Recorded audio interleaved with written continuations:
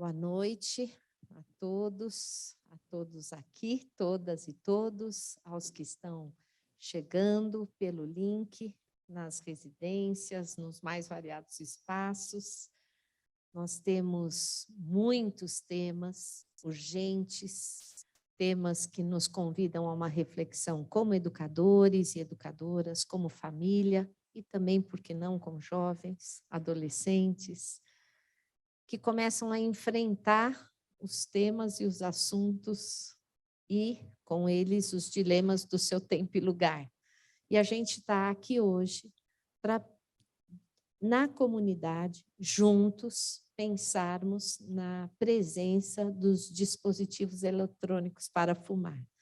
A nossa equipe de orientação, coordenação e direção teve o privilégio de receber a Mônica para uma aula na qual a gente pôde perguntar, ouvir e estudar esse tema juntos.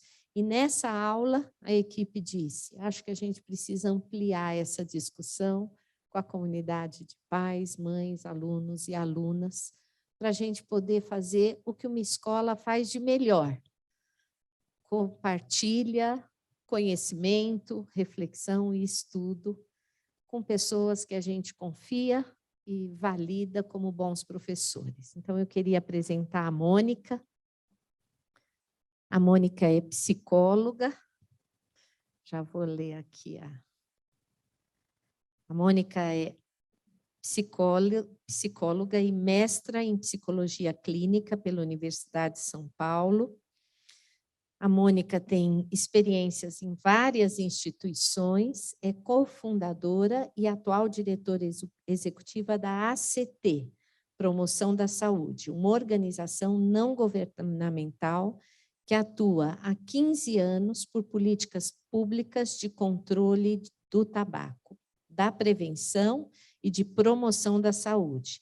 Atualmente integra o GTSC Agenda 2030, o Fórum DCNTS, depois ela explica para a gente, e a mesa diretora da Interamerican, uma fundação de saúde com a sigla IAHF. Depois a gente explica a importância dessa fundação voltada para a saúde e para a prevenção. A Mônica atua como educadora, formadora, pesquisadora e a gente pode dizer, de alguma forma, ativista pela saúde das novas gerações em relação à dependência de tabaco e de outras substâncias. Então, queria agradecer muito a presença dela, a presença daqui, com a Ina, diretora do ensino médio, que vocês conhecem tão bem, e da Joana, diretora do Fundamental 2, em meio ao currículo, aos programas, às viagens de estudo do meio e a toda a rotina escolar, a gente para aqui numa equipe diretiva, numa equipe de educadores, para, juntos, mais uma vez, pensarmos nos impactos dos dispositivos eletrônicos para fumar na nossa juventude e, por que não, também entre os adultos que estão precisando de um pouco mais de consciência e conhecimento nesse momento. Então, muito obrigada. Depois, a Ina e a Joana mediam à noite com as perguntas. Nós temos sido cuidadosos com a gestão do tempo, para que todos possam depois, nas suas casas, e os que vieram aqui, continuarem com as suas tarefas e com as suas atividades no período da noite, mas não sem antes podermos aprender um pouco. Muito obrigada, Mônica. Boa noite a todos e todas. Em primeiro lugar, quero agradecer muitíssimo a Débora, a Ina, a Joana, representando aqui, acho que toda a equipe, né, do Colégio Santa Cruz, as pessoas que estão aqui presentes e também quem está em casa, né? Acho que, para mim, é uma oportunidade sempre muito grande, né, poder vir e compartilhar um pouco das informações daquilo que a gente tem acompanhado, do que a gente tem visto, né, e tem tomado conhecimento a respeito do tema do tabagismo e agora em relação aos novos produtos que são os chamados dispositivos eletrônicos para fumar. Ainda existe muito desconhecimento, porque é um produto que está relativamente pouco tempo no mercado. Então, as pessoas ainda estão avaliando, estudando, conhecendo melhor, de fato, o que está por aí, do que é feito, quais são os efeitos, né? E é importante a gente começar, então, a discutir sobre esse assunto, a falar um pouquinho sobre a importância da prevenção, tá? Então, esse monte de letrinha, né, que a Débora falou no início, eu vou resumir pela organização que eu represento, que é a ACT Promoção da Saúde. O ACT é muito simples, ele vem do Aliança de Controle do Tabagismo, né? E depois é que a gente ampliou o escopo de trabalho para poder abarcar outros fatores de risco das DCNTs, que são as doenças crônicas não transmissíveis, né?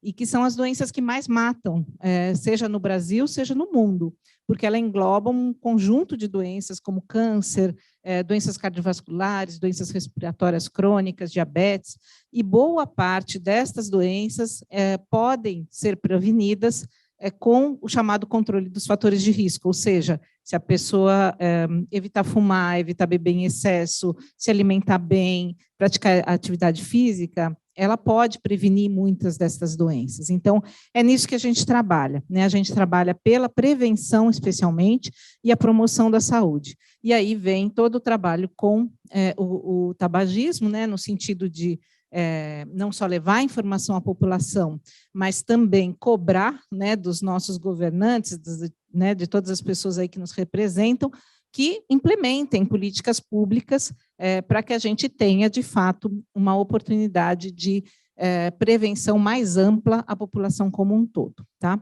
Então, é sobre isso que a gente vai falar um pouquinho e vou estar à disposição também depois, se vocês quiserem fazer perguntas, enfim, vamos estar aqui para poder conversar um pouquinho sobre esse tema, tá?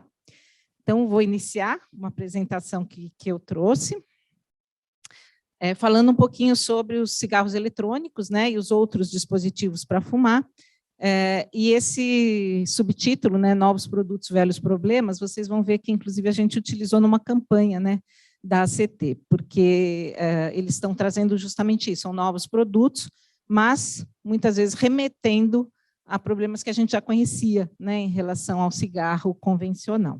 Então, vamos entender e conhecer um pouquinho mais sobre esses produtos. Passando aqui, mas não está aí. Agora foi.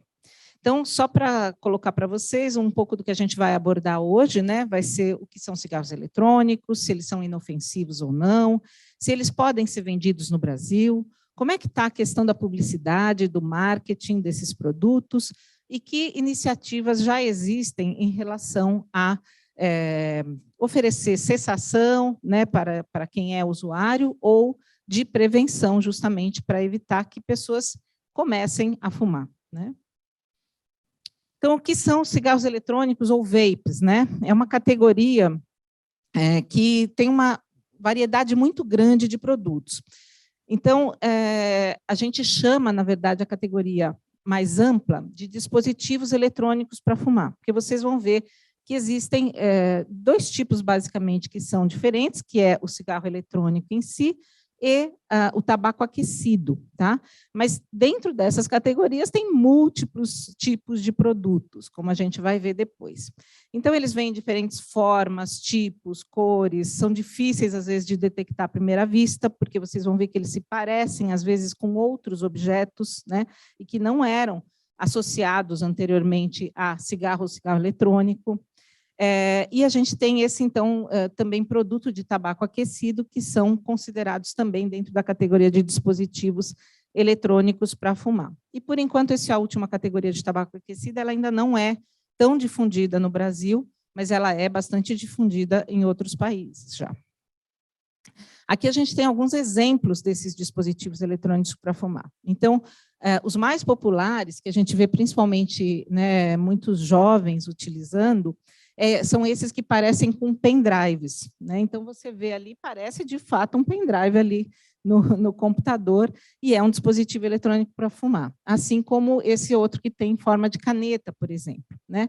E a gente tem alguns que ainda se parecem mais com cigarros tradicionais, e por essa tabela vocês conseguem ver que tem diferentes gerações, né? Então, a primeira parecia mais com um cigarro convencional, e vai mudando. Algumas delas Então, tem produtos que são descartáveis, né? A pessoa usa uma vez durante algum tempo e depois descarta. Tem outras que elas são recarregáveis, né? Então, às vezes, o próprio usuário pode manipular o produto que vai colocar ali dentro, e outras vezes ele já compra pronto e coloca ali. Então, tem diferentes tipos aí, modalidades que podem ser encontradas hoje no mercado, né? Especialmente nos países onde isso já está liberado.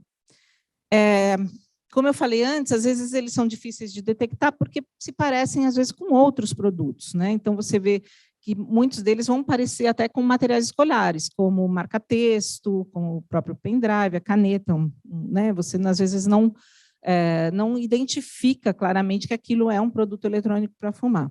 E essa aparência descolada, tecnológica, ela também faz com que os usuários tenham uma percepção de menor risco, né? Como se fosse um produto inofensivo.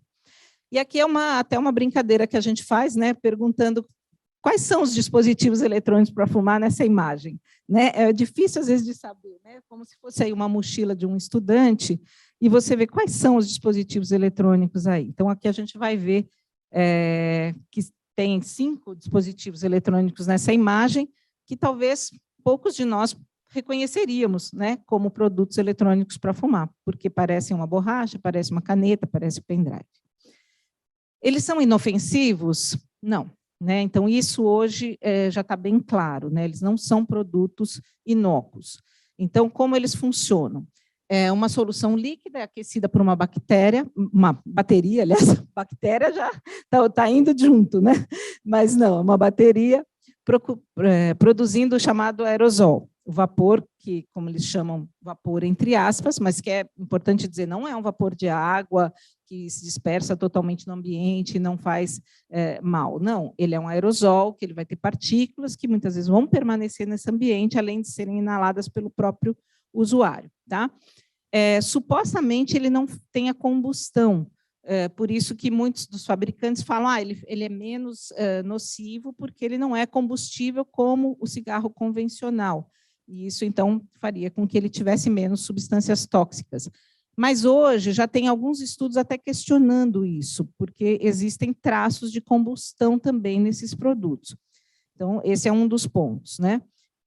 Mas não existem, então, evidências científicas que comprovem que realmente sejam menos prejudiciais, por exemplo, do que os cigarros convencionais. São produtos diferentes, tá? E aí a gente coloca isso, né? Pode ter um risco modificado, mas isso é diferente de dizer que é um risco reduzido. Né? Por quê? Porque ele tem outros componentes, ele funciona de outra forma, ele tem outras substâncias lá. Algumas são semelhantes ao cigarro convencional, algumas estão realmente numa quantidade menor do que cigarros convencionais, e outras não estavam em cigarros convencionais. São substâncias novas que estão sendo observadas nestes produtos e que têm também danos à saúde.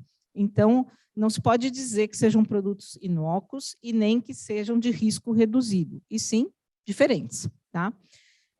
Cigarros eletrônicos fazem mal à saúde, o líquido, né, que é utilizado no produto contém substâncias tóxicas e vão prejudicar o pulmão e outros órgãos do usuário. Então, aqui a gente tem algumas substâncias que já foram identificadas como presentes em líquidos de cigarro eletrônico, por exemplo. A própria nicotina, né, que é responsável pela dependência, sais de nicotina, que é quando você adiciona à nicotina algum ácido e que faz com que potencialize a ação da nicotina. Então, hoje, a gente sabe que alguns dispositivos eletrônicos para fumar, por exemplo, aquele em formato de pendrive, ele tem uma quantidade de nicotina que equivale a um maço inteiro de cigarro, né? E, às vezes, até mais, dependendo de como ele é formulado. Então, a gente tem aí um quadro que, muitas vezes, assim, a dependência vai se instalar muito rapidamente, de uma forma muito intensa, porque a absorção da nicotina é facilitada através dessa nova forma de administração. As partículas ultrafinas, que acabam nos pulmões, flavorizantes diversos, né? Então, aqui a gente tem, nessa tabela, também algumas substâncias que foram identificadas num estudo da Johns Hopkins University, aonde eles mostram, né, que tem flavorizantes que causam efeitos tóxicos, tem substâncias que são substâncias químicas industriais, né, que normalmente também já tem um definido aí risco à saúde, substâncias cancerígenas dentro desse, que é classificado do grupo 1 da IARC, né, que é onde se considera que não há nível seguro de exposição, ou seja, o ser humano não deveria ter contato com esse tipo de substância, porque ela pode gerar, né, ela pode causar o câncer. Metais pesados, como níquel, chumbo, cádmio, compostos orgânicos voláteis. Então, hoje em dia, já tem se estudado um pouco mais o que tem nesses cigarros eletrônicos e já se observou essas substâncias como estão aí, algumas delas, né? Nesse estudo da Johns Hopkins, eles falam em mais de 2.000 substâncias já identificadas nesses produtos eletrônicos para fumar.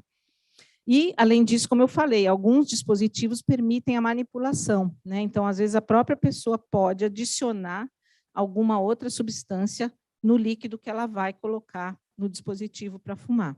E também tem sido observado a inserção, às vezes, da cannabis, né? Através do THC, CBD, que são canabidioides, que podem também acabar sendo adicionados nesses dispositivos.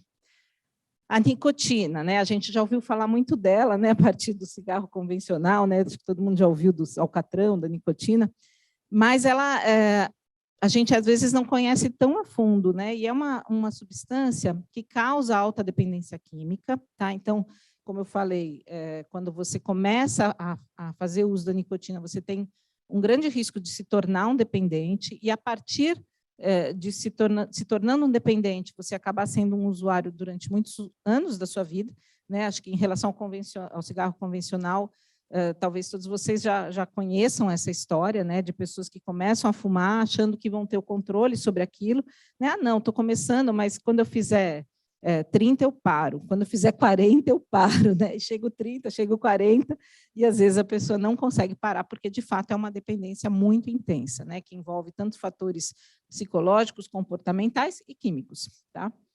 A nicotina também tem uma ação no sistema cardiovascular, atrapalha o desenvolvimento cerebral em adolescentes, pode causar infertilidade, impotência e traz vários outros problemas. A gente até produziu uma nota técnica em parceria com uma médica do Instituto Coração de São Paulo, que é a doutora Estela Martins, falando só sobre a nicotina. Então, quem quiser está disponível também para acessar e conhecer um pouquinho mais sobre os efeitos dessa substância, né? E como eu falei, em alguns casos, a nicotina está presente numa quantidade ainda maior, né, pela forma de administração que ela tem sido usada nesses produtos novos, como os cigarros eletrônicos que utilizam sais de nicotina. E aí a gente tem visto também as consequências, né? Então, nos Estados Unidos, por exemplo, foi inclusive denominada uma doença específica associada ao uso de cigarros eletrônicos, que é a EVALI, e que está aí considerada como uma doença que é causada pelo uso desses produtos e que gera uma lesão pulmonar muito grave, né? A ponto de você ter aí jovens que precisam receber transplante de pulmões, né, por causa do uso de cigarro eletrônico. E aqui no Brasil também, a gente tem alguns casos, né, de relatos que têm surgido ainda, não é assim um volume tão grande, né, mas a gente tem visto, talvez vocês mesmos já tenham visto na mídia, né, alguns casos de pessoas que relatam aí que precisaram acabar sendo internados ou né, passar por algum tratamento de saúde devido ao uso dos produtos eletrônicos para fumar. E, além de tudo isso, às vezes a bateria explode. Então, às vezes a pessoa também vai ter esse risco da explosão, né? E isso é um outro risco associado a esse produto. Trazendo um pouquinho aqui para o Brasil, né? Como é que está a situação? Né? Esse produto pode ser vendido, não pode? Como é que está isso? Então, a gente tem uma legislação hoje da Anvisa, que é a RDC 46, de 2009, já faz tempo que a Anvisa estabeleceu essa definição. Ela proíbe a comercialização, a importação e a publicidade de cigarros eletrônicos no Brasil, assim como o tabaco aquecido, toda essa categoria de dispositivos eletrônicos para fumar. No entanto, acho que a gente sabe, né, já tem visto aí, que esses produtos acabam sendo vendidos ilegalmente, seja pela internet, seja, às vezes, em algum ponto de venda, como, por exemplo, uma banca de jornal ou um bar, algum local que acaba comercializando esse produto, mas de forma ilegal. Então, é importante ressaltar isso, né, que isso é fruto de contrabando, é uma venda ilegal que está sendo feita. Não tem esse controle da Anvisa em relação às substâncias que tem nos dispositivos, e mesmo se eles fossem liberados, a gente não poderia contar que exista um controle da Anvisa em relação a isso, né? Porque são milhares de tipos de produtos diferentes, milhares de combinações possíveis, né? Então, se fala em torno de 15 mil tipos de aditivos diferentes, de aromas, de sabores, etc., que podem ser combinados das mais diferentes maneiras. E a gente também não tem no Brasil um laboratório ativo que analise substâncias relacionadas ao tabaco, né? Então, houve uma época que até a Anvisa criou um laboratório desse tipo, mas depois acabou não sendo ativado, então a gente não tem, mesmo se esses produtos viessem a ser autorizados, ela não teria como analisar exatamente o que tem em cada um deles. A população, pelo que a gente vê, consegue identificar de alguma forma que esses produtos têm aí um interesse muito grande por parte da indústria, né, de repor consumidores que ela estava perdendo, porque o cigarro convencional, a gente teve uma queda, né, no Brasil da prevalência, a gente teve uma diminuição do número de fumantes ao longo dos anos, porque todas as pessoas acabam tendo mais acesso, né, à informação de que é um produto que faz mal. A gente teve uma série de políticas bastante efetivas, né? Tivemos a questão da restrição da publicidade, tivemos as leis antifumo, tivemos aí o uso das advertências nos maços de cigarro. Então, isso tudo trouxe um efeito muito positivo e, de fato, a gente viu uma redução de consumo, né? Mas, em relação a este produto, ainda existe algumas dúvidas. Então, a gente viu nessa pesquisa com o Datafolha, por exemplo, que 84,3% das pessoas, né, falaram que achavam que o cigarro eletrônico era mais uma inovação da indústria do tabaco para conquistar novos clientes. E outra parcela da população, 78,3%, entende que produtos fazem com que as pessoas mudem de produto, mas continuem fumantes. Então, isso é até uma alerta que a gente faz, porque às vezes a pessoa que usa o vape, né, ou usa o cigarro eletrônico, fala assim, eu deixei de fumar com isso. Ela não deixou de fumar, ela mudou de produto, na verdade, né? E isso é importante ter esse conceito, não é cessação, né? É uma mudança de produto. E 37% acredita que pode ser uma forma de auxiliar as pessoas a largar definitivamente o tabagismo, tá? A maior parte da população entende, então, que esses produtos não deveriam ser liberados, tá? Essa pesquisa foi feita no ano passado, 2021. E a gente vê que, apesar dos fabricantes alegarem que são produtos criados para fumantes que querem uma alternativa aos cigarros convencionais, por exemplo, e que poderiam eventualmente parar de fumar utilizando esses produtos, a gente vê que todo o marketing, né, e o design desse produto não parece ser voltado para, de fato, um adulto já fumante. E a gente vai ver alguns exemplos disso, né? Então, tem essa aparência moderna, essa questão da tecnologia, o uso de sabores, aromas, etc., e as propagandas que são muito voltadas para o público jovem, né? Então, a gente vai ver alguns exemplos aqui, até para vocês também observarem como é muito nítido, né? Eu acho que assim o público-alvo para esses produtos. Então, aqui a gente tem a propaganda, por exemplo, daquele cigarro eletrônico em forma de pendrive, né? Um deles que foi muito conhecido e foi um aumento de consumo tremendo, especialmente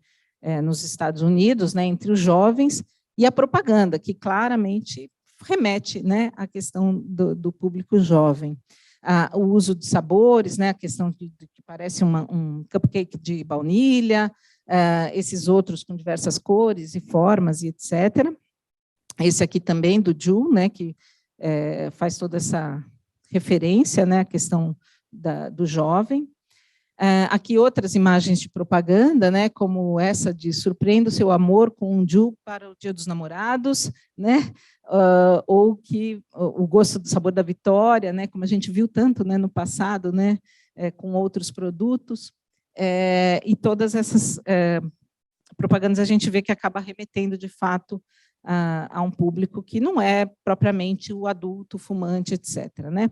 O uso de sabores, como eu falei, então, já tem um número enorme de sabores aplicados nesses produtos, e aqui você vê, por exemplo, sabor de algodão doce. Né? A conquista é tentativa de conquistar o público, de fato, infanto-juvenil, né? Assim como vários outros, né, que passam ali por menta, limão, morango, chocolate e muitos outros tipos, seja também de arremetendo a uma sobremesa, né, que nem tem creme brulee, tem também de sabores de drinks, né, mojito, margarita, e assim vai. Né, a gente tem uma variedade enorme. Aqui, algum exemplo também de lojas desses produtos, né? Então, também extremamente atraentes, né? Que parece uma loja assim, de produtos eletrônicos, né? De celular e tal. E, claro, daí a promoção através de festas e eventos e tal, como a gente já viu muitas vezes no passado. Então, seriam produtos, né, voltados para fumantes que não querem ou não conseguem parar de fumar, mas a realidade é que quem está fazendo uso, de fato, são os jovens. Né? Então, a pesquisa nacional de saúde, que é feita a cada 5 anos no Brasil, a última foi em 2019, mostrou que o consumo no Brasil, naquele período, era de 0,6%, em torno de 1 milhão de pessoas, sendo que 70% desses tinham entre 15 e 24 anos. Né? Então, esse é o público, de fato, que está consumindo. E a maior parte nunca tinha usado cigarro convencional, ou seja, as pessoas estão começando a fumar através desses produtos. A pesquisa de 2020, que é a Vigitel, que é uma outra pesquisa nacional, mas que de um âmbito um pouco mais restrito que a Pesquisa Nacional de Saúde, porque ela é feita por inquérito telefônico, ela também mostrou uma maior prevalência, né, de uso desses dispositivos eletrônicos para fumar em jovens, até 24 anos, sendo que 60% dos usuários atuais também, nessa faixa etária de 18, no caso aí até 34 anos, era composta por indivíduos que nunca tinham fumado cigarro convencional. E mesmo para já fumantes, o que se diz é que também não se pode dizer que existam evidências científicas de que esses produtos auxiliem na cessação do tabagismo. Tá? Então, como eu falei antes, né, trocar de produto não é exatamente parar de fumar, e parte dos usuários faz uso dual, né? Ele começa usando o cigarro eletrônico, depois ele acaba usando o convencional, ou vice-versa, né? Tem o fumo convencional e também faz uso do cigarro eletrônico. E vale dizer que no Brasil a gente tem tratamento disponível no Sistema Único de Saúde, né? Então, uma vez que a gente ainda não tem, né, essa comprovação de que esse produto poderia ser útil para a cessação, não faz muito sentido a gente indicar uma coisa dessa, uma vez que a gente tem, sim, um tratamento já reconhecido e disponível para a população. Né? E hoje o que a gente vê ainda é um uso desses produtos mais concentrado, né, em algumas regiões, especialmente aí Distrito Federal, São Paulo e Rio de Janeiro, que é onde tem 60% dos usuários dos dispositivos eletrônicos para fumar, ou seja, a gente ainda não pode dizer que ele está totalmente disseminado no Brasil todo, né? Não é como um cigarro convencional, que tem uma rede de distribuição que você acha em qualquer lugar do país. Né? Cigarro eletrônico ainda não, mas tem o risco disso acontecer, né? Porque a gente assim, tem visto, de alguma forma, que isso tem intensificado, especialmente agora, eu acho que com a questão da melhora, né, do quadro da pandemia, a gente tem visto também o retorno de festas e tal, aonde pode ser que a gente acabe observando um aumento de consumo. Né? Até o ano passado, esse aumento não era significativo e o Vigitel até mostrou uma certa redução, mas como a gente passou por um período muito especial, né, da pandemia e tudo mais, a gente está um pouco observando como vai ser agora, a partir das próximas pesquisas, se a gente vai observar esse aumento ou não. E aqui, só para trazer para vocês, né, uma questão histórica também, que o Brasil teve essa redução ao longo dos anos. Então, ali em 89, a gente tinha 34,8% de fumantes na população, E nessa pesquisa nacional de saúde, em 2019, esse índice é de 12,6, ou seja, a gente conseguiu, através de nessas políticas que foram adotadas ao longo dos anos, de fato, fazer com que as pessoas pudessem se conscientizar e reduzir esse consumo, deixar de buscar aí o tabagismo, né? E aqui a pesquisa Vigitel também mostrava essa diminuição, ainda que nos últimos anos com uma certa estagnação ou uma menor velocidade aí de queda dessa questão do consumo. E aqui essa outra pesquisa que é feita com jovens de 13 a 17 anos, em relação a cigarros convencionais, também mostrava um aumento leve, né, de 6,6 em 2015 para 6,8 em 2019, sendo que era um pouco mais marcado o maior consumo por parte de meninas do que de meninos. Historicamente, sempre homens fumavam mais do que mulheres, mas começou a haver também um aumento por parte do consumo de meninas, né, nessa amostra. E aqui a gente tem, em relação aos produtos eletrônicos para fumar, na pesquisa Vigitel, mas aí voltada para esse público, né, entre 18 e 24 anos, mais jovem. Então, ali o índice está em torno de 6,1% em 2021, por isso que eu falei que até mostrou uma certa queda, né? E na pesquisa nacional de saúde, de 15 a 24 anos, está em 2,38%. Tá? Então, mostra que os dados nacionais, pelo menos, não mostraram assim, um aumento tão grande nesse período. Mas, como eu falei, a gente tem que ver com cautela, porque nós estávamos no período de pandemia, né? Porém, uma coisa que nos preocupa é a experimentação. Então, por exemplo, por mais que não estivesse fazendo uso diário, a experimentação aqui, a gente tem, em 2019, né, por diferença de público e privado, escola pública ou escola particular, um índice de experimentação, né, do público de 16,6% e de escola privada 18%. Então, é um índice que preocupa em relação a essa questão da experimentação e possível depois desenvolvimento de dependência. E aqui eu vou mostrar um pouquinho essa questão de como, por que a gente colocou lá no início também, que são novos produtos, velhos problemas, né? Primeiro porque a gente está vendo isso, né? Que assim não são produtos inócuos, são produtos que às vezes vêm como se fossem menos nocivos, mas na verdade eles trazem sim um risco à saúde. E a gente já viu isso no passado, quando, por exemplo, se introduziu a questão dos cigarros light, né? E que muitas vezes as pessoas acreditaram que elas poderiam passar a fumar um cigarro light, por exemplo, que isso seria melhor para a sua saúde. E depois se descobriu que não tinha essa diferença, e pelo contrário, né, que até tinha um risco maior associado ao uso dos cigarros light, tanto que a indústria foi proibida de utilizar os termos, né, de cigarro light e tudo mais. Então, isso já foi usado no passado, e aí é preciso a gente ter cautela quando, então, eles vêm com um novo produto apresentando, mas esse aqui é bom, né? Então, calma, primeiro vamos ver, né? Vamos analisar e ver se realmente tem algum benefício ou não, né? Benefício de fumar não vai ter nenhum, né? Mas, de repente, em relação ao produto anterior, tá? E aqui, como eu falei, a indústria acabou sendo proibida de utilizar esses termos, justamente porque se descobriu que não eram produtos menos nocivos, né, até estão associados ao aumento dessa doença adenocarcinoma pulmonar nos últimos 50 anos.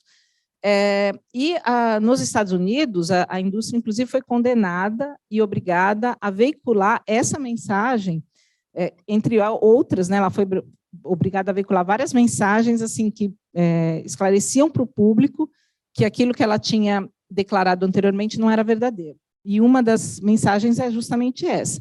Muitos fumantes trocam para cigarros com baixos teores de alcatrão e light, ao invés de pararem de fumar, porque eles pensam que esses cigarros são menos prejudiciais. Eles não são. Ou seja, eles foram obrigados a declarar isso publicamente em 2017, não faz nem tanto tempo assim, né? E aqui a gente vê imagens de propagandas antigas de cigarro convencional e as propagandas atuais de cigarro eletrônico. E vocês vão ver que muitas dessas estratégias publicitárias se repetem, né? Então, ali, o rapaz todo charmoso, né, fumando ali o cigarro eletrônico. Aqui, a mulher praticamente usando o mesmo vestido, né, com a mesma cor, o cetim, etc., né? Quer dizer, muito descarado o uso exatamente dos mesmos elementos, né?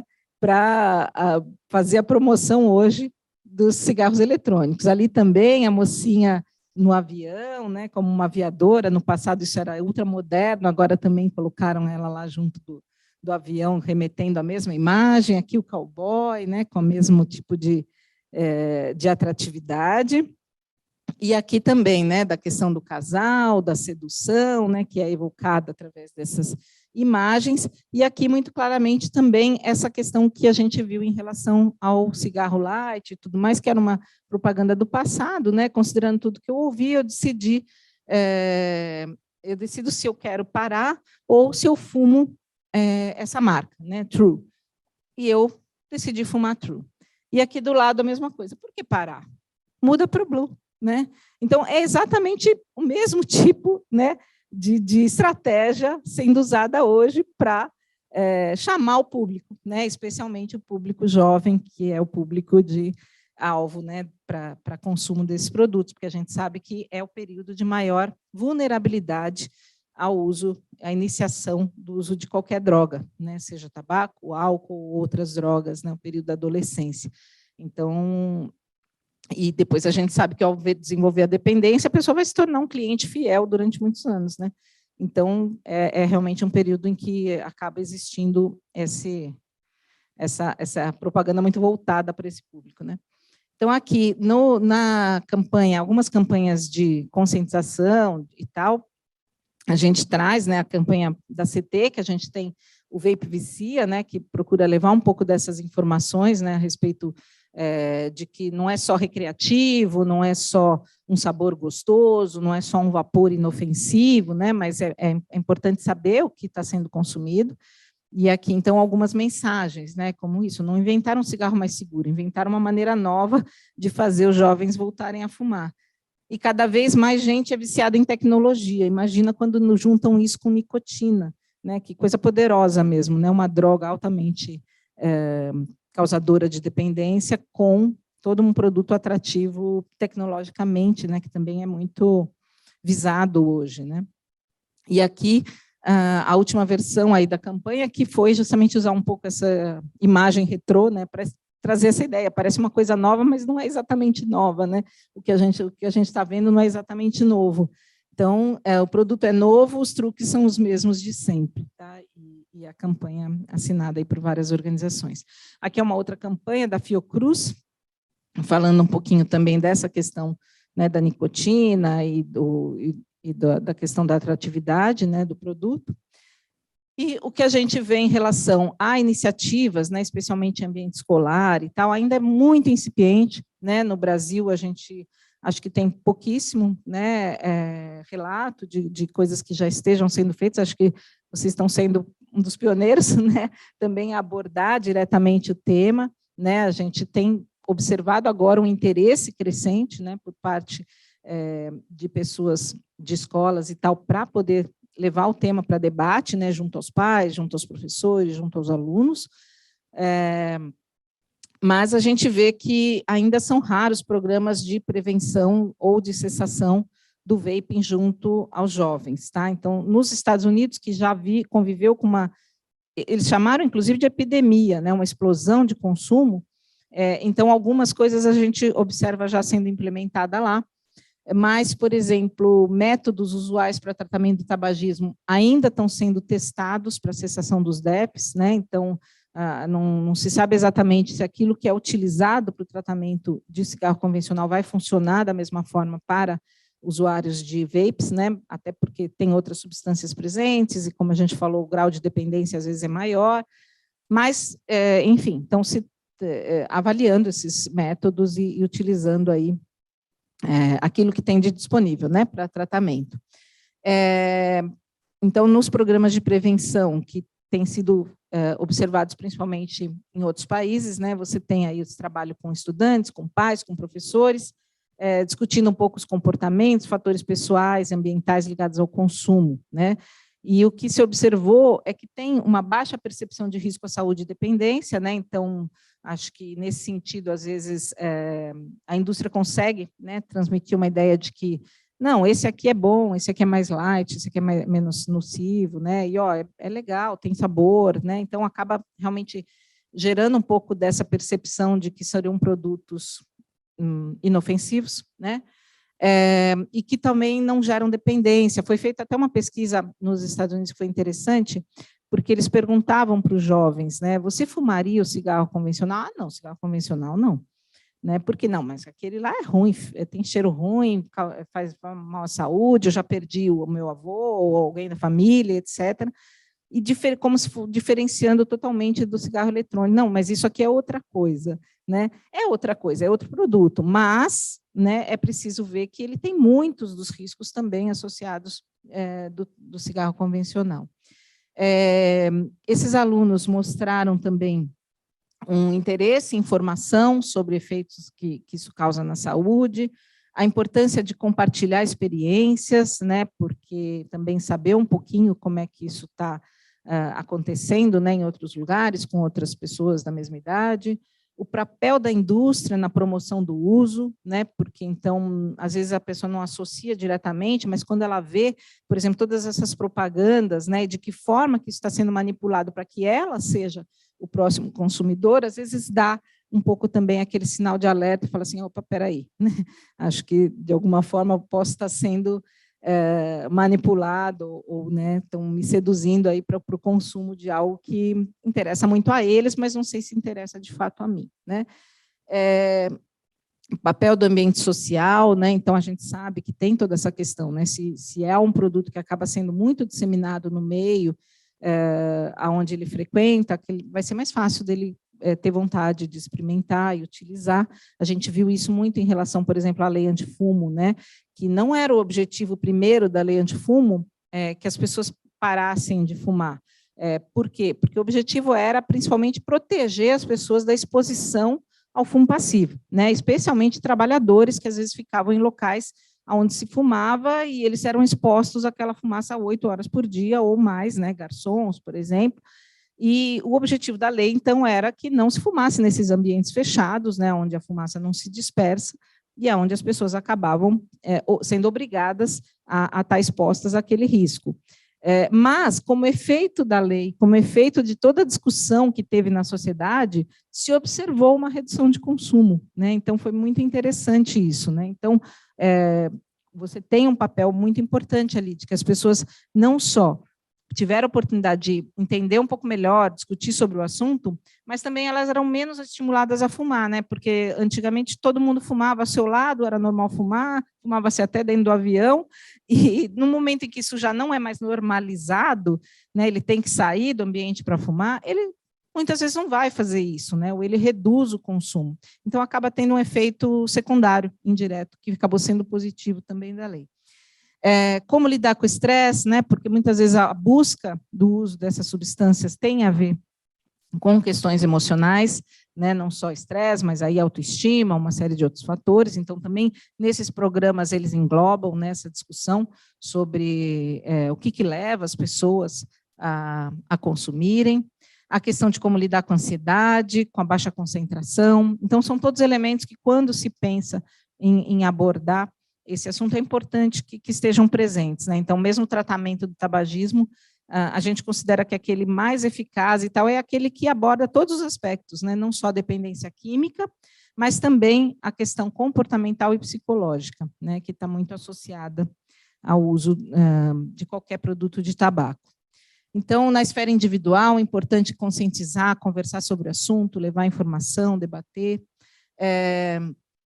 destacando isso, né, da questão da nicotina como um grande fator aí, gerador de dependência e também de consequências à saúde, incentivando discussões, né, eu soube que teve uma discussão hoje sobre esse tema, né, que eu acho que, então, é bacana, tem até a oportunidade de ter uma conversa em casa, né, entre os próprios pais e os alunos que também debateram o tema na escola, despertar a capacidade de análise crítica, apoiar os alunos, lembrar que a culpa não é individual, né, entre aspas, aí da culpa. Então, grande parte as pessoas começam a fumar justamente influenciadas por esse meio, por esse tipo de marketing, né, que acaba sendo associado ao produto, e aí ela acaba continuando a fumar por causa da dependência que se instala. Então, é importante poder conversar e buscar, de fato, entender e refletir sobre os fatores que estão associados a esse consumo. Na esfera coletiva, é importante a promoção das políticas públicas, né? Então, a disseminação de informações qualificadas, com base científica, acompanhamento do tema, participar dos espaços sociais que existem. Então, às vezes, tem uma audiência pública, tem uma live que você pode dar a sua opinião, enquetes, às vezes, são realizadas até por órgãos oficiais, né, da Anvisa, do Congresso Nacional, compartilhando postagens, etc. Hoje, a Fiocruz, por exemplo, está com uma petição online, quem quiser participar, está aí a possibilidade de também dar sua contribuição, e a Anvisa mesmo está recebendo contribuições atualmente, porque ela está debatendo esse tema, se deve ser liberado ou não a venda no Brasil, e até o dia 10 de junho ela está recebendo contribuições online por meio dessa tomada pública de subsídios, que eu trouxe aí o link, caso alguém queira também entrar lá. Tem duas formas de contribuir, ou aquela mais detalhada, que aí normalmente é para quem já está trabalhando com o assunto, né, lê todo o relatório e tal, e vai opinar sobre cada ponto dele, ou uma forma mais geral, que seria, de fato, somente colocando o que pensa do assunto, e se tiver alguma contribuição do tipo um artigo que acha importante, né, quem tem alguma referência para contribuir para o debate, pode contribuir também. Então, aqui a gente tem, só trazendo rapidamente, né, esse relatório parcial de análise de impacto regulatório que foi apresentado pela Anvisa, onde eles sugerem, eles colocaram 3 alternativas, né, para a gente decidir sobre o cigarro eletrônico e outros produtos eletrônicos no Brasil. Uma é manter como está, manter a proibição e sem nenhuma ação adicional. A 2, que é a manutenção das proibições, mas com o aprimoramento do instrumento normativo, né? Que é a implementação de ações como campanhas educativas, como inserção de informações no site, na grade curricular, na questão de interação maior e fiscalização, por exemplo, nas fronteiras, e, enfim, envolvendo outros órgãos nessa campanha de conscientização e também de coibir o mercado ilegal desses produtos. E a alternativa 3, que seria a permissão da fabricação, da comercialização e da importação e tudo mais, por meio da revogação da norma atual. E a alternativa que eles mesmos sugerem, a área técnica sugere, e é isso que está em consulta, é a alternativa 2, né, que seria manter a resolução atual, mas existirem campanhas educativas, existirem outras ações para que a gente possa não ter muito essa expansão de consumo, especialmente entre o público jovem, né? E aqui a gente tem, então, algumas manifestações, né, tanto da própria CT, em apoio a essa recomendação da Anvisa, e as organizações que representam sociedades médicas, como a Associação Médica Brasileira, o Conselho Federal de Medicina, também se pronunciando. Essa da AMB foi essa semana, né, eles fizeram uma entrevista coletiva, inclusive, onde quase 50 organizações aí da área médica se manifestaram também contrárias à questão da liberação e a favor dessa alternativa 2 da Anvisa.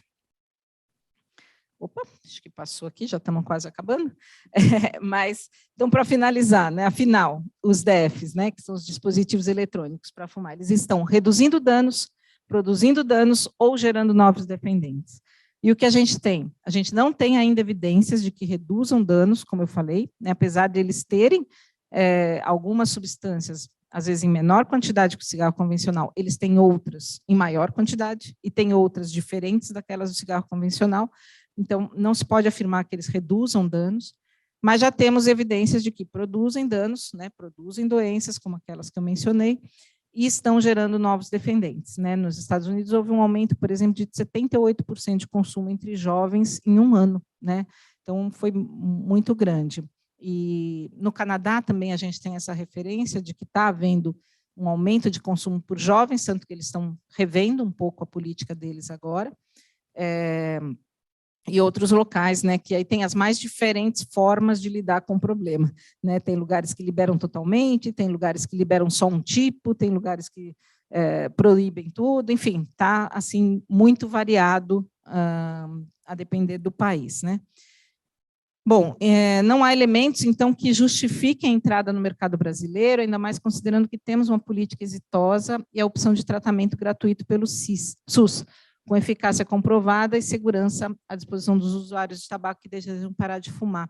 Então, nesse momento, a gente não pode ainda ver qual seria o benefício, a não ser a expansão de mercado, né, para a indústria, porque não é que eles estão propondo substituir um por outro, né, não, é só agregar esses novos produtos. Então, essa acaba sendo aí o posicionamento, acho que de boa parte das organizações da área da saúde. E aqui eu vou deixar também com vocês algumas referências, para que quem quiser consultar depois e aprofundar um pouquinho mais, aqui tem alguns dados também que vocês podem buscar. Então, mais uma vez, obrigada.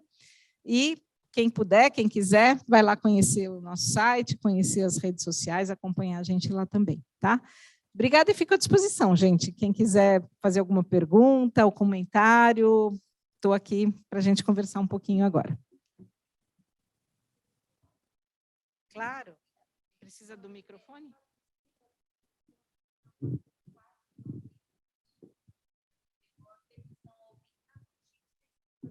Você quer passar esse ou fica comigo?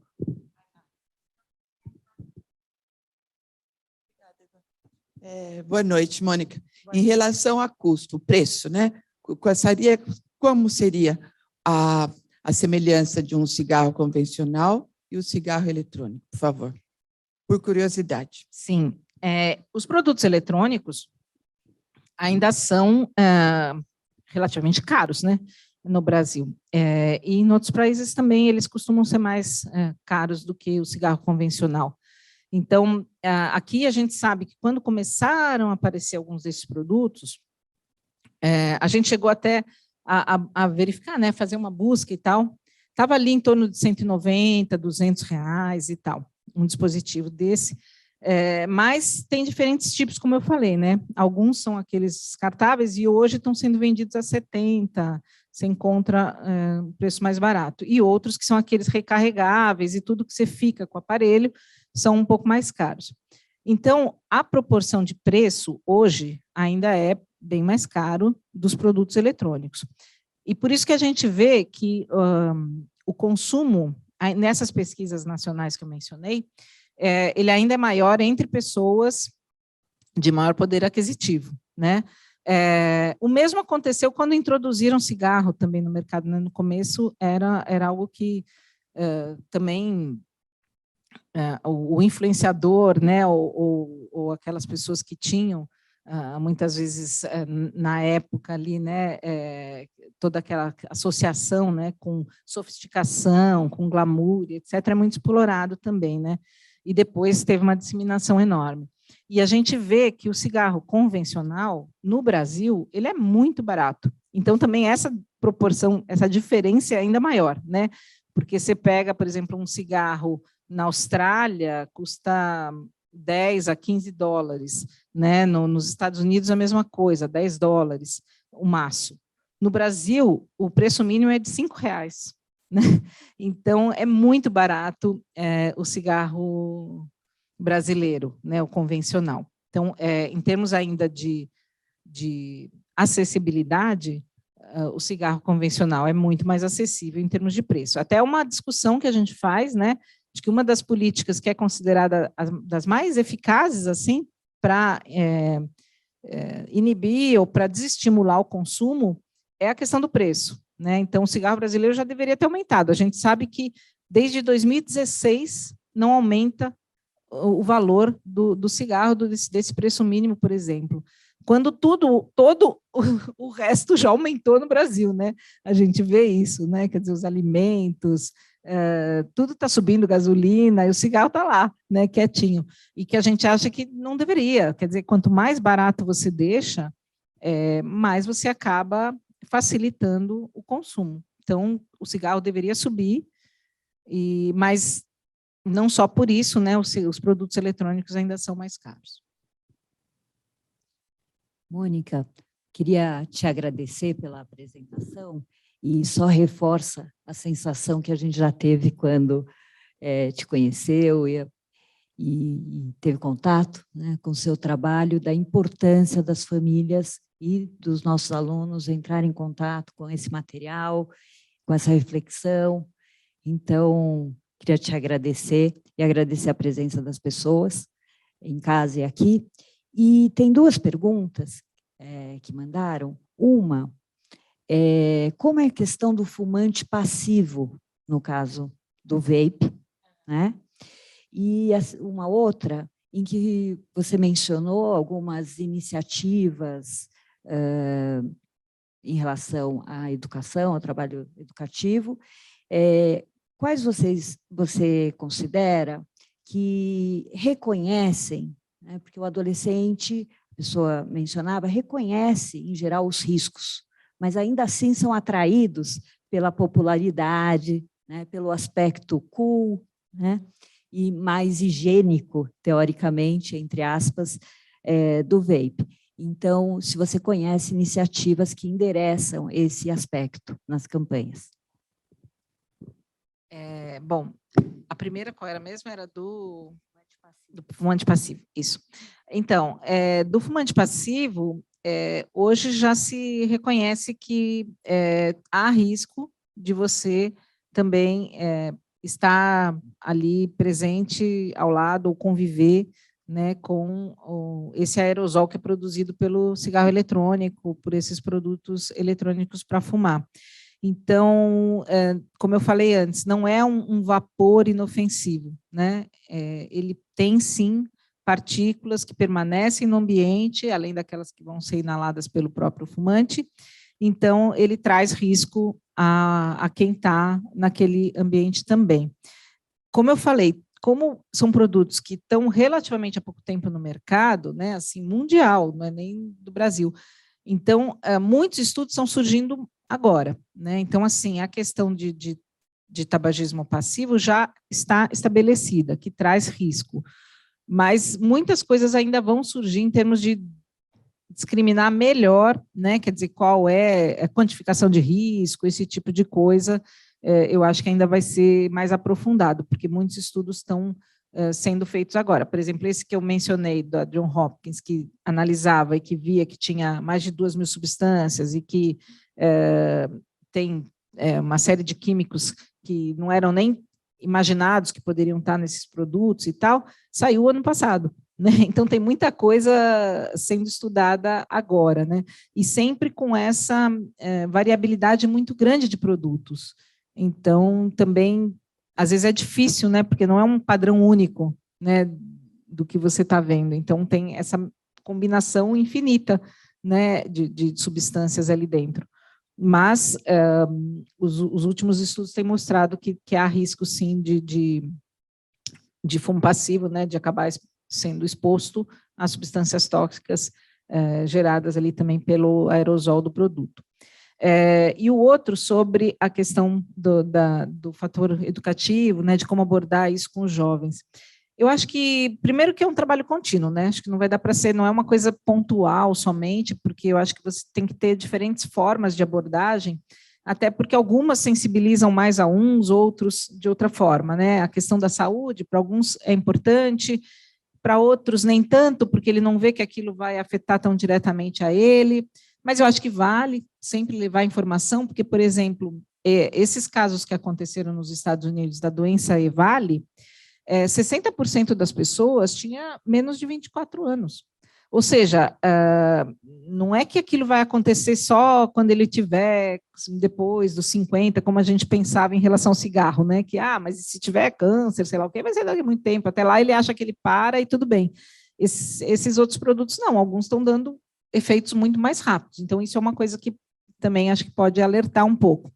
E eu acho também que essa questão de mostrar, né, esses fatores, como, por exemplo, como isso tem sido manipulado pela indústria através do marketing, né, que mostrar, por exemplo, como essa publicidade tem sido feita para especificamente esse grupo e utilizando os mesmos elementos do passado. Eu, quando vejo isso, eu fico meio revoltada, né? Eu imagino que o jovem também fique, né? Que é assim, poxa vida, né? Não se deram nem o trabalho de ser criativos e mudar alguma coisa, né? Praticamente a mesma estratégia que está sendo usada aqui que usaram lá com meu avô estão querendo usar comigo, né? Então, acho que isso é um ponto importante, além de vários outros que podem ser explorados, né? Então, essa questão das substâncias que estão presentes, né? Que, então, analisar o que é o que causa, esses fatores relacionados a aspectos comportamentais e psicológicos também é importante, né? Analisar o que leva as pessoas a consumir, né? Então, seja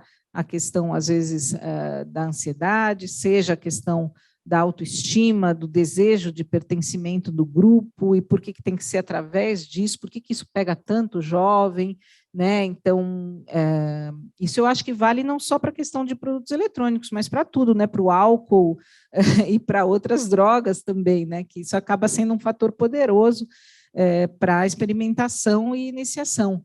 Então, acho que, nesse sentido, também pode ser útil a conversa. E ainda tem os outros fatores que a gente nem mencionou aqui, mas que também, às vezes, eu trago, que é a questão da outra ponta, né? Aliás, das duas pontas, né? Que é a produção e que também é o descarte. Então, a produção, porque quando a gente começa a analisar também a questão das condições de vida de quem produz tabaco, isso ainda vai mudar um pouco agora com esses novos produtos, a gente imagina, porque a maior parte deles usa menos, né? O tabaco aquecido usa o próprio tabaco, mas numa quantidade menor, e os dispositivos eletrônicos ainda usam muitas substâncias sintéticas, talvez né, a gente tenha uma diferença nessa questão de produção. Mas são condições de trabalho muito difíceis, né? O índice de suicídios entre fumicultores é dos mais altos no Brasil. Então, essas coisas também, eu acho que, às vezes, é bom a gente trazer, né? Porque, às vezes, a pessoa não tem nem ideia de como que está sendo a condição de quem está produzindo ou quem está, né, lidando no dia a dia com aquilo que ele está consumindo. E a questão do descarte também. Esse ano, o Dia Mundial Sem Tabaco, que é comemorado sempre dia 31 de maio, o tema que foi escolhido pela Organização Mundial da Saúde é a questão do impacto ambiental do tabaco. E esse é um outro fator, né? Os filtros de cigarro, por exemplo, eles contêm microplásticos. E os microplásticos são um dos maiores poluidores do planeta, né? Do lixo marinho, por exemplo. A questão desses produtos eletrônicos, por exemplo, também vai ter um descarte. A boa parte deles é descartável, tem bateria. Então, assim, eu acho que também, às vezes, pegar por uma forma criativa, né? Não só a questão em si da saúde e tal, mas também esses outros pontos que nos levam a pensar um pouquinho, né? Quer dizer, o que significa consumir esses produtos, não só para mim, mas também para o planeta, também para o outro, né? Para aquele que está na outra ponta. Então, eu acho que tem várias formas aí que os educadores podem aproveitar para abordar o tema, né? Posso fazer uma pergunta? Oi, Mônica, boa noite. Obrigado pela apresentação também. E eu queria pegar um ponto que você comentou, quando você falou dos fumicultores, né? Porque uma das formas de conscientizar os jovens, ou os adultos que estão usando também, diz respeito a entender o que a nicotina pode fazer e se ela está ou não presente nesse produto, né? Mas a outra também pode ser permitir que eles entendam o que se patrocina ou não, o que se estimula ou não comprando um produto desse, né? E aí eu gostaria de pedir para você reforçar e explicar, assim, sendo atualmente a venda ilegal, o que é diferente em relação ao cigarro de maconha? Então, o que se estimula ou não comprando esse produto? Porque ele passa a impressão para muitas pessoas, né, de que ele se enquadra nas drogas lícitas, como o cigarro, né, ou como o álcool. Mas, pelo que eu entendi da sua apresentação, ele não está enquadrado porque a venda é ilegal. Então, ele está enquadrado num outro grupo, talvez, né, que é o mesmo grupo, por exemplo, do cigarro de maconha e dos grupos das drogas ilícitas, né? E aí, se for isso, então a gente está falando de um estímulo ao contrabando, à produção ilegal. E, então, dentro disso, eu queria pedir para você reforçar essa diferença, né? E se você tem relatos também de abordagens policiais, por exemplo, para usuários desse tipo de produto, ou se tem uma diferença em relação a usuários desse produto com usuários de cigarro de maconha, por exemplo. E se a gente pode perceber também algum tipo de diferença na abordagem, sendo que, na verdade, se as duas são ilícitas, não deveria ter esse tipo de diferença. Eu nem sei se tem, né? Olha, obrigada pela pergunta. Na verdade, são sim produtos ilegais hoje no Brasil, né? Então, ao comprar, de fato, é via contrabando, né? Quer dizer, de uma forma ou de outra. Existe até uma certa perversidade que a gente tem observado. Eu não tenho dados daqui do Brasil exatamente se isso está acontecendo, mas eu suspeito que sim, porque a gente vê que em outros países isso tem relatos disso ter acontecido, né? De alguns intermediadores, né? Fazerem esses produtos chegarem na mão dos jovens e o próprio jovem dissemina entre os seus colegas, né? Então, no México, por exemplo, tem relato de caso aonde eles abordavam os estudantes, né? Que quer ganhar uma graninha fácil, né? Você vende, esse produto custa tanto, você vende por tanto, uma parte para mim, uma parte para você e tal. Então, ou seja, ele praticamente está aprendendo ali também a contrabandear, a traficar e tal, e é bastante sério, né? Então, no Brasil, eu não sei exatamente, a gente não tem esses dados de como que isso está se disseminando, né? Até, por exemplo, será que está usando a mesma rede de contrabando que é usada, às vezes, para o próprio cigarro lícito, digamos, entre aspas, né? Porque a gente tem o cigarro que é convencional, que não é ilícito no Brasil, mas existe mercado legal, né? Você pode ir numa 25 de março e vai achar marcas de cigarro paraguaio com muita facilidade, né? Ou a venda de cigarro solto, né? Cigarro por unidade, que também é proibido, enfim. Mas existe um mercado ilegal. Por isso que a gente até fala que, às vezes, a gente ouve o argumento que é assim, mas o cigarro eletrônico já está aí, já tem mercado legal desse produto. Então, tem que regularizar, tem que liberar, porque já tem no mercado, como se a gente liberando, a gente fosse acabar com o contrabando.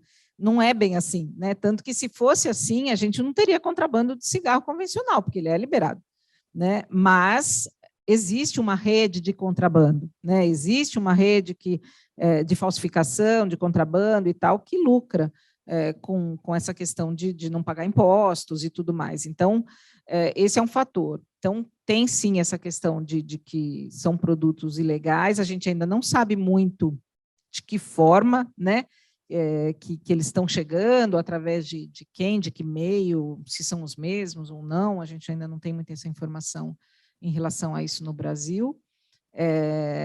Talvez até órgãos especializados possam, né, estar investigando mais, mas ainda não é algo que eu tenha um conhecimento direto. Mas, em relação à abordagem, eu diria também que, assim, como é um produto que as pessoas ainda desconhecem um pouco, eu diria que ninguém está sabendo muito bem o que fazer, né? Inclusive os inspetores de saúde, vigilância sanitária, por exemplo. Nós passamos aí pelo período da pandemia e eles falaram, a gente estava muito dedicado à questão da Covid em si, né? Então, assim, nem pensaram muito assim do que fazer em relação à questão dos eletrônicos. Existe até uma discussão, né, que eu já vi dentro do grupo de vigilância sanitária e tal, de que, mas está incluído na lei antifumo ou não está incluído na lei antifumo? Ele está incluído, né? A Anvisa declarou, não, ele está, porque dentro da lei antifumo, por exemplo, que proíbe o uso nos ambientes fechados, se fala não de cigarros apenas, se fala de produtos fumígenos derivados ou não de tabaco. Então, ele estaria incluído. Mas você vê o desconhecimento, porque nós tivemos estados aprovando leis que proibiam os DEFs no ambiente fechado, quando, na verdade, então, não seria necessário, porque já está proibido, né? Então, existe ainda muita desinformação, né? E acho que, como o debate também está posto na Anvisa, a gente está no meio do processo de discutir se isso vai ser regularizado ou não, e agora a gente teve esse posicionamento por parte da área técnica da Anvisa sugerindo que não, que mantenha, mas que faça algumas ações preventivas e tudo mais, mas não está decidido ainda. Então, eu acho que nós estamos num momento em que a gente precisa levar mais essa informação, né? Então, por exemplo, os próprios agentes de vigilância sanitária saberem que está incluído sim, né? Que isso é passível de fiscalização. No caso da abordagem, é proibida a venda, mas ela não é proibido o consumo, né? Assim, ou seja, não é criminalizado o consumo, mas a venda, sim. Então, se a pessoa estiver ali com uma série de produtos vendendo, pode existir, sim, uma abordagem policial. Mas eu acho que, como tem essa questão toda de estar ainda o tema em discussão e um certo desconhecimento, uma entrada maior, eu acho que mais recente, a gente ainda não tem uma coisa tão estabelecida como a gente tem já para o caso do cigarro convencional, porque, inclusive, passou por todo um processo diferente, né? Quando a gente teve a aprovação da lei antifumo, teve um período de discussão, né? Então, a lei foi apresentada aqui em São Paulo em 2008, um ano ficou se discutindo a lei, ela foi aprovada em 2009, ainda teve 3 meses de tempo para se esclarecer a população, para capacitar os agentes que iam fiscalizar e etc., e aí se entrou com a lei de fato. E a gente não teve ainda esse tipo de processo que é necessário também para os eletrônicos. E eu acho que isso a Anvisa está prevendo quando ela fala de ter capacitação, de ter campanha preventiva, de ter participação dos agentes, como Polícia Federal, outros órgãos que vão ter que entrar em todo esse processo de discutir como lidar com esses produtos. Então, acho que ela está prevendo fazer isso, se conseguir aprovar da forma como está recomendada, né? Mas isso ainda não foi finalizado.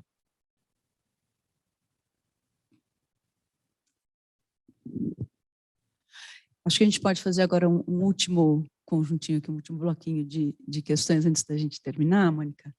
Tem algumas perguntas aqui que ainda estão querendo explorar um pouco a diferença entre os efeitos nocivos do cigarro tradicional, ou a aproximação, né, se é diferente ou não, e o cigarro eletrônico.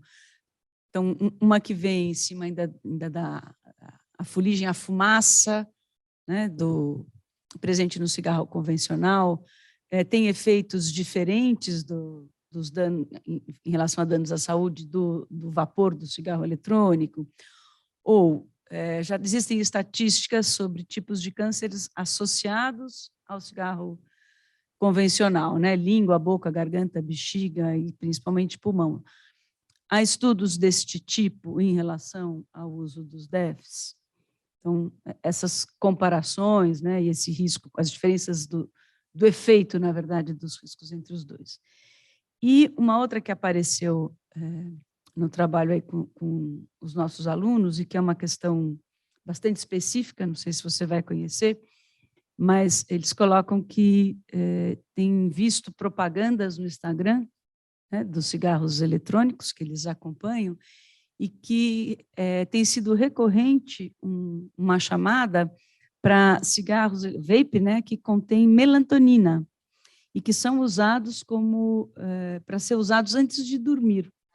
E a pergunta é se isso existe mesmo, e se existe nicotina nestes produtos também, se você sabe sobre isso. Tá, vou começar pelo fim, depois você me ajuda a lembrar os outros. Mas, assim, bom, nicotina, a maior parte deles tem.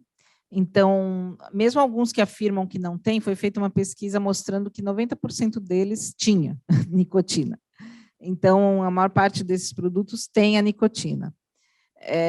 Às vezes tem nessa forma, como eu falei, né? Tipo sais de nicotina ou nicotina de base livre, ou, enfim, com diferentes formas, né, de administração, mas misturada com ácido ou não, enfim. Então, mas a maior parte deles tem a nicotina, ou nicotina sintética, que é uma coisa que também está sendo estudada agora, assim, dos efeitos da nicotina sintética.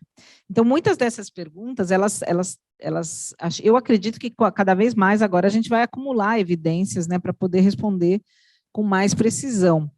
Mas a questão da nicotina, a questão da melatonina, não duvido, não conheço, não tinha ouvido ainda falar, mas não duvido, porque, de fato, está misturando um monte de coisa ali e, como eu falei, né, hoje em dia tem assim, se fala em 15 mil tipos de aditivos diferentes, então acredito que possa ter, né? Não duvido, mas não tinha ouvido esse relato ainda, pode ser que tenha. Outra coisa, a respeito dos cânceres e tal, né? Então, sim, hoje já tem essa questão de estudo de danos, né, e de potencial cancerígeno, tanto para pulmão, quanto o sistema gastrointestinal, a questão, né, do oral, da boca, etc. Então, já tem alguns dados sobre isso, até acho que na própria manifestação que a Associação Médica Brasileira fez nessa semana, eles relatam isso, né, dos casos de cânceres associados ao uso de produtos eletrônicos.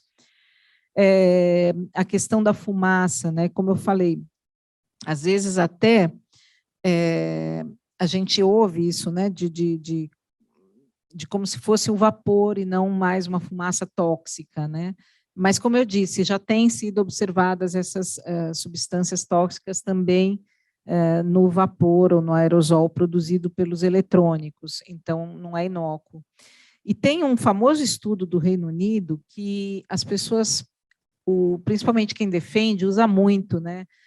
Que fala que não, mas ele tem 95% menos substâncias tóxicas do que o cigarro convencional. E isso já foi feito por publicações, inclusive no The Lancet, que é super respeitada e tal, uma crítica muito grande a esse tipo de disseminação de informação, porque esse estudo de 95% que eles falam, era uma consulta que foi feita com 12 pessoas, né, 12 médicos e tal, e que foi constatado, inclusive, conflito de interesse, né, que haviam pessoas ali que recebiam recursos por parte da indústria. Só que a gente ouve muito essa repetição, né? Mas falam daquele estudo do Reino Unido que fala que 95% é menos. Só que isso já foi, inclusive, contestado muito diretamente, né, de que não é isso, né? Não é que esse estudo não tem, ele é muito frágil, né? Assim, é só essa consulta e, na verdade, ainda tem o conflito de interesse. Enquanto que vários outros, que daí com toda uma questão controlada e tal, mostraram que não é assim. Que sim, como a gente falou antes até, né? Quer dizer, tem algumas substâncias que, né, por não ter, ou por ter um aquecimento diferente da combustão completa e tal do cigarro comburente, pode reduzir, sim, algumas substâncias, né? A própria questão do alcatrão e tudo mais. Mas tem as outras, né? E aquilo, por exemplo, no caso das substâncias cancerígenas, se são substâncias classificadas nesse grupo 1 da IARC, que é o órgão que analisa, né, essas substâncias e os efeitos que elas têm na saúde, são substâncias que não adianta você dizer que você tem muito ou pouco contato, você não pode ter nenhum contato, né, porque ela produz o câncer. Então, é muito, eu acho que ainda vai ter muito esse debate, né? Porque são produtos novos, são produtos variados, que, enfim, a gente tem que ter em mente que eles, em alguns pontos, talvez eles apresentem uma redução de emissão de algumas substâncias, e em outros, pelo contrário, né? Ele vai apresentar um índice maior. No caso da nicotina, por exemplo, esses sais de nicotina que eu mencionei, eles produzem danos cardiovasculares muito mais rápidos, e até a gente tem observado um aumento de eventos cardiovasculares, né, em países onde tem um alto consumo desses produtos com sais de nicotina. Então, eu acho que o alerta é o mesmo, né? Assim, eu tenho uma amiga médica que ela sempre fala assim, não adianta, né? Quer dizer, nada que não seja o ar, a gente deveria inalar no nosso pulmão, né? Porque não tem como fazer bem, né? E acho que o risco que a gente vê é de ter uma nova geração de fumantes, né? Depois de um tempo que a gente viu que conseguiu mudar uma coisa que é tão difícil, né? Que é a aceitação social do cigarro, que antes, para quem viveu, né, anos atrás e via que aquilo era plenamente aceito, né? A pessoa fumar do seu lado, fumar dentro de um avião, professor fumar em sala de aula, né? Algo que hoje a gente não consegue nem imaginar. E a duras penas, né? Isso foi conseguido, né? Assim, que as pessoas tivessem mais consciência alguns permaneciam fumando, alguns começavam, mas já num índice bem menor, né? Que é um caminho que a gente acho que deve buscar, né? De propiciar capacidade crítica para que a gente busque elementos mais saudáveis, né? A gente já tem aí tantos desafios no mundo e tantas coisas que estão aí prejudicando a saúde do planeta, a saúde das pessoas, que a gente não precisa de mais uma, né? A gente deveria realmente explorar um outro caminho, né? De mais harmonia, de mais saúde, não só acho que para a gente, como também para o ambiente, para o planeta, para todo mundo. Então, acho que é isso que a gente deixa aqui um pouco como reflexão. Mônica, tem várias mensagens agradecendo a iniciativa e a sua excelente palestra. Mas tem mais duas perguntas, que é quais seriam as medidas mais eficazes? Você falou muito da educação e da escola, tem uma ênfase mais nos pais, né? Como é que eles poderiam evitar que os jovens se tornem usuários desses dispositivos? E tem uma outra mensagem que fala: acabei de entrar num site que vende cigarros eletrônicos. O que fazer diante dessa situação? Denunciar? Denuncia.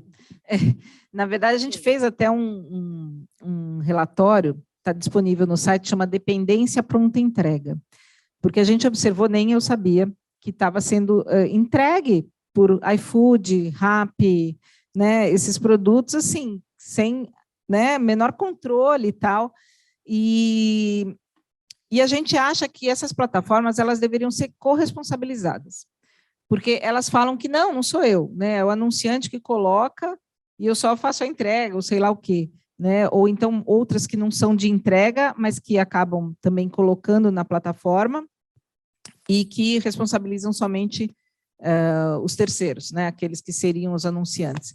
Mas a gente considera que não, né, que na verdade assim, o anunciante tem que ser responsabilizado, obviamente, mas também a plataforma, porque ela muitas vezes lucra com isso, né? Então não é que ela não tem responsabilidade nenhuma. Então esse é um ponto, né? Eu acho que tem que denunciar e expor, mas é um desafio.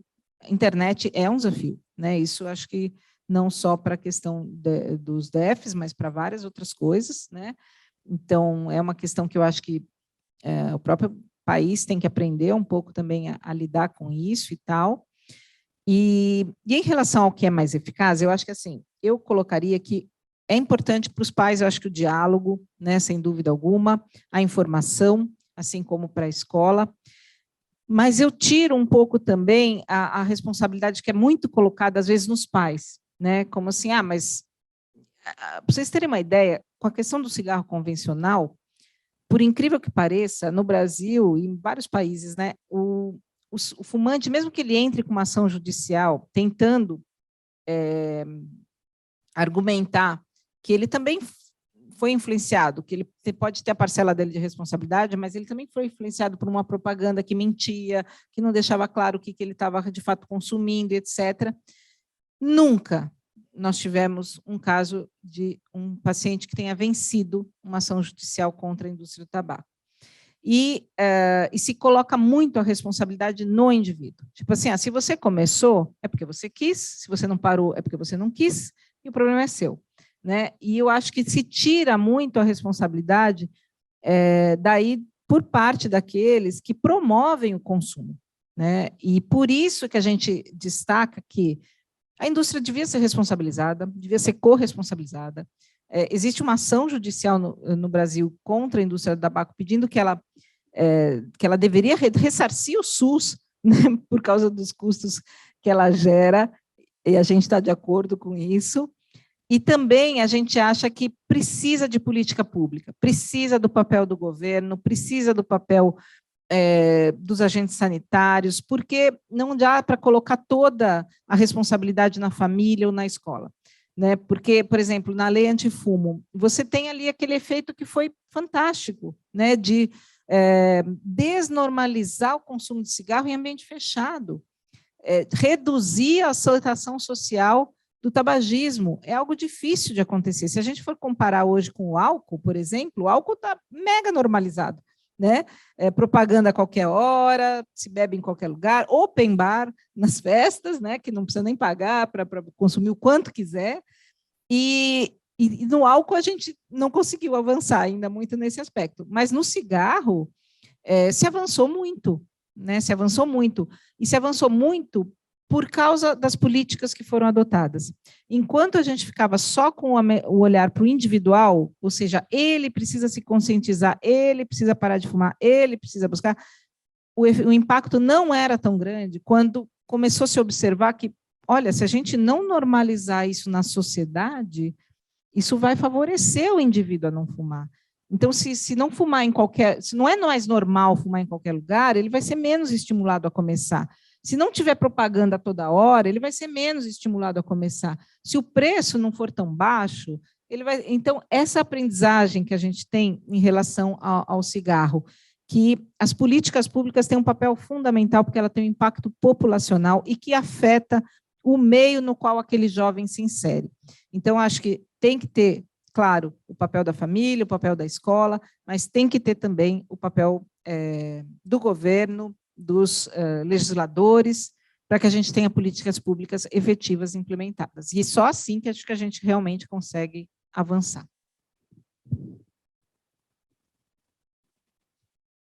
Eu estava aqui pensando em como finalizar uma noite como essa, com 80 famílias que acessaram via o link, as famílias que estão aqui representadas. E aí eu lembrei de uma expressão que a Ina tem, que é, quer ouvir uma boa notícia? É muito comum, né, dona Ineida? Quer ouvir uma boa notícia? Uma boa notícia é uma comunidade que se organiza para fazer frente a isso, né? Uma boa notícia é pensar que a equipe de orientação, coordenação e direção dos cursos e professores tem estudado essa questão para poder juntos acreditar que a gente pode fornecer aos meninos e meninas de boa vontade elementos para pensarem sobre isso, mas que a gente também pode, como comunidade, fortalecer as políticas públicas que façam frente a uma estratégia da indústria para tirar aquilo que a gente tem como direito, que é a possibilidade de vivermos de forma mais saudável a nossa juventude, a vida madura e esperarmos uma geração que possa fazer uma velhice bem vivida aí e a gente se sentir, de alguma forma, contribuindo para essa renovação das gerações que desejam um mundo melhor. E, para isso, a gente conta. Querem ouvir uma boa notícia? A gente conta com uma equipe de educadores, com pais, mães, alunos, e a gente conta com a Mônica, né? Que bom andarmos nesse sentido, muito bem acompanhados. Então, queria agradecer a Mônica, agradecer a Ina, a Joana, que se empenharam junto com a equipe de direção para organizarmos esse espaço. Nós vamos preparar esse vídeo, colocar no nosso YouTube. Entrem no YouTube do Colégio Santa Cruz, ele tem lá um desejo de currículo de formação sobre os grandes temas que a gente tem debatido. Divulguem, espalhem esse vídeo, planejem formas de pensar isso em comunidades de amigos, de familiares, porque nós vamos continuar trabalhando aqui na escola para podermos, de alguma forma, debater, estudar e refletir sobre esse tema da melhor forma. Gostaria de agradecer a equipe que tem nos ajudado a organizar esses momentos, que para a gente ainda é esquisito, quando a gente olha o público aqui e fala, nossa, um tema tão importante, e aí a gente percebe um público grande em casa, fala, bom, vamos lá, vamos aprender os temas da contemporaneidade e entendendo as melhores formas de estudar. Mônica, muito obrigada. Eu que agradeço novamente, Débora, Ina, Joana e todo mundo que acompanhou. E qualquer coisa à tua disposição. Tem ali meu contato também, é só a gente conversar se necessário. Obrigada mais uma vez. Muito obrigada. Boa noite a todos e a todas.